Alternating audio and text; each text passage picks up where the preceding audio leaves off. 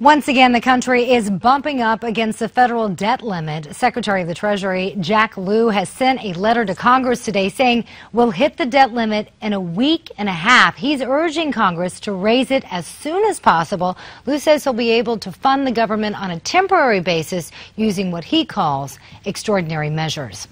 It appears Hillary Clinton may have violated a long-standing State Department policy when she used her own email while serving as Secretary of State. Politico says it dates back a decade, warning officials not to use personal email for official business. Secretary of State John Kerry says the department is investigating.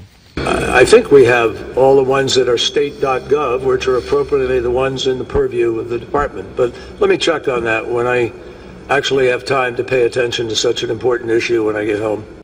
Clinton has asked the State Department to release the emails that she handed over from her personal server. Republicans in Congress are now busy working on a variety of plans just in case the Supreme Court strikes down a key part of Obamacare. The court is considering the legality of the health insurance subsidies. The New York Times says Republicans in the House have proposed a way to allow states to opt out of key parts of Obamacare. And in the Senate, several Republicans are proposing temporary assistance to people who might lose those subsidies. Two suspects accused in the murder of a police officer are now in custody in Philadelphia. Robert Wilson died last night. He was shot while trying to stop a robbery at a video game store. Wilson was an 8-year veteran of the Philadelphia Police Department. Parents of a teenager shot and killed by a Ferguson police officer last summer plan to sue.